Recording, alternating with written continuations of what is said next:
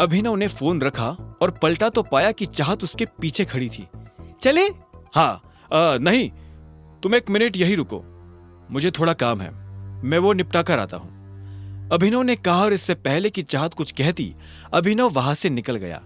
चाहत उसे जाते हुए देख रही थी। वो अच्छी तरह से जानती थी कि ये अकरम का ऑफिस है, लेकिन अभिनव वहां क्या करने जा रहा था और उसे किसने फोन कर ऊपर बुलाया था। चाहत को अभिनव पर शक हो रहा था। अब आगे क्या होने वाला था? उधर जब चाहत को अभिनव के ऊपर शक हो रहा था, तब इधर अभिनव भी अकरम के कैबिन में पहुंच चुका था। जैसे ही अभिनव अंदर आया तो अकरम ने उसकी तरफ अपना कार्ड बढ़ाया और बोला, ये लो, मजे से लंच करना। थैंक यू, अभिनव ने मुस्कुराते हुए कहा और अकरम के कैबिन से बाहर निकल गया। वो नीचे आया और उसकी आंखें चाहत को ढूंढने लगी। उसने देखा कि चाहत होटल के बाहर शेड में खड़ी थी। अभिनव उसके पास पहुंचा तो चाहत उसे ऊपर से नीचे तक देखने लगी। अभिनव ने उससे कहा, चले? दोनों होटल के अंदर दाखिल हो गए और एक टेबल पर जाकर बैठ गए। अभिनव जानबूझकर चाहत से नजर नहीं मिला रहा था, वहीं चाहत उसे लगातार देखती जा रही थी। क्या हुआ, सब ठीक है? हाँ। अच्छा, वैसे तुम इस ऑफिस में काम करते हो क्या? मुझे लगता है कि हमें कुछ ऑर्डर कर देना चाहिए, मुझे तो बहुत भूख लग रही है, अभिनव ने चाहत के सवाल को टालते हुए कहा।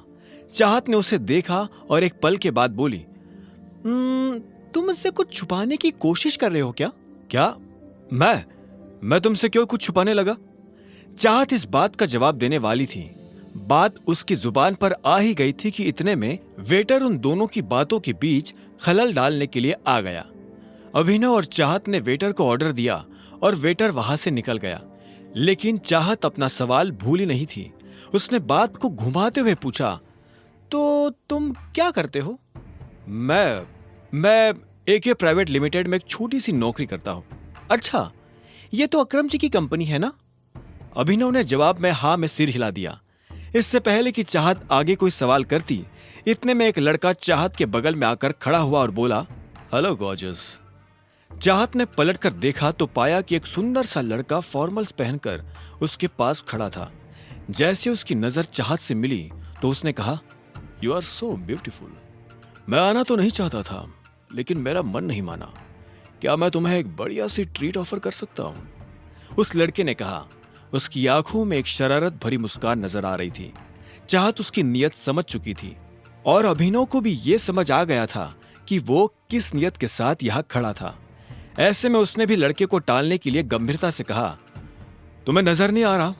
वो पहले ही मेरे साथ डेट पर है। उस आदमी ने अभिनव की तरफ देखा और बोला, ओह अच्छा, मुझे तो लगा कि तुम इसके छोटे भाई हो। पर चलो, अब जब तुमने बता ही दिया है कि तुम इसके साथ डेट पर आए हो, तो मैं तुम्हें बहुत प्यार से कह रहा हूं, निकल लो। यह सुनकर अभिनव को बुरा लगा, लेकिन उसने कुछ नहीं कहा। तुम इतनी सुंदर हो, तुम्हें देखकर लगता है कि तुम किसी वेल टू डू फैमिली से आती हो। डोंट माइंड, लेकिन तुम्हें इस तरह के लड़कों के साथ डेट पर नहीं आना चाहिए। Standard is important, right? तुझसे किसी ने कहा ज्ञान देने को? अभिनव ने बीच में आते हुए कहा। उस लड़के ने अभिनव को घूरते हुए देखा और फिर से चाहत की तरफ देखकर बोला, तुम प्लीज मेरे साथ आओ, ट्रस्ट मी, मैं तुम्हें कोई प्रॉब्लम नहीं होने दूंगा। तो इतने में अभिनव अपनी जगह पर खड़ा हुआ और उसने उस लड़के का कॉलर पकड़ लिया। अरे अरे, ये क्या हो रहा है? अरे ये क्या कर रहे हो? छोड़ो उसे। हर कोई अभिनव की इस हरकत को देखकर हैरान हो गया। अभिनव को भी एहसास हुआ कि उसने लड़के को कुछ ज्यादा ही पीट दिया था।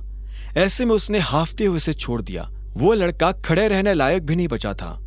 अभिनव को जब होश आया तो उसने उस लड़के को ऊपर से नीचे तक देखा तो उसे बहुत बुरा लगा। वो ऐसा कुछ करना नहीं चाहता था, लेकिन अगर वो ये नहीं करता तो वो लड़का चाहत को परेशान करता रहता। अभिनव पलटा और चाहत को देखने लगा। चाहत दूर खड़ी होकर मुस्कुरा रही थी। उसकी मुस्कान में अभिनव को एक तरह की शांति नजर आ रही थी। अब उसे डर नहीं लग रहा था। तभी अभिनव के कंधे पर पीछे से एक हाथ आया और उसने अभिनव के कंधे को कसकर पकड़ लिया।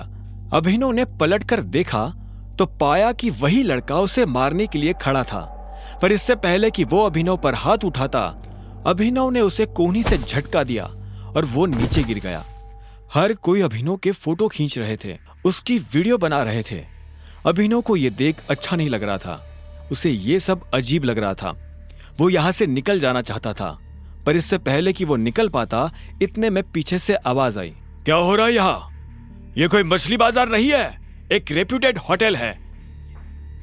ये आवाज और किसी की नहीं बल्कि होटल के मैनेजर की थी। तुम्हारी हिम्मत कैसे हुई हमारे वीआईपी कस्टमर के ऊपर हाथ उठाने की? क्योंकि इस आदमी ने हम लोगों को परेशान किया। मैं इसे मुंह नहीं लगाना चाहता था, फिर भी ये मेरे बारे में भला बुरा कह रहा था और इसने मेरे पिता के बारे में भी उल्टा सीधा कहा था।